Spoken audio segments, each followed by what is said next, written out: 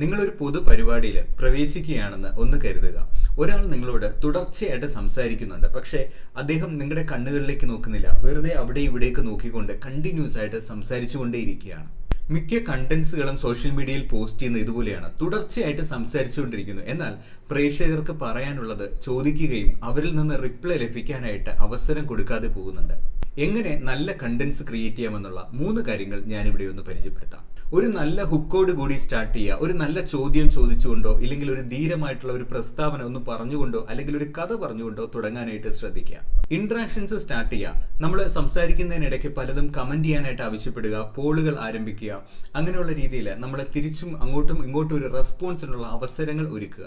ഒത്തിരി കാര്യങ്ങൾ പറഞ്ഞ് കാടുകയറി പോകുന്നതിന് പകരം വളരെയധികം മൂല്യമുള്ള കാര്യങ്ങളിലേക്ക് ചുരുങ്ങിയ സമയം കൊണ്ട് വാല്യൂസ് കൊടുക്കാനായിട്ട് ശ്രമിച്ചുകൊണ്ടേയിരിക്കുക. ഫൈനലി ഒരു കോൾ ടു ആക്ഷൻസ് ഉപയോഗിക്കുക. നിങ്ങളുടെ കസ്റ്റമർ എന്താണ് ചെയ്യേണ്ടതെന്നുള്ള ഒരു കോൾ ടു ആക്ഷനോട് കൂടി ആ ഒരു വീഡിയോ അവസാനിപ്പിക്കാനായിട്ട് ശ്രദ്ധിക്കുക. കണ്ടന്റ്സുകൾ ക്രിയേറ്റ് ചെയ്യുന്ന സമയത്ത് നിങ്ങളുടെ പ്രശ്നം എന്താണ്, ഏത് തരത്തിലാണ് നിങ്ങൾ മുന്നോട്ട് പോകാൻ കഴിയാതെ നിൽക്കുന്നത്, കമന്റിൽ അറിയിക്കുക. നമുക്ക് ഒരുമിച്ച് കാര്യങ്ങൾ മനസ്സിലാക്കാം, പഠിച്ച് മുന്നേറാം.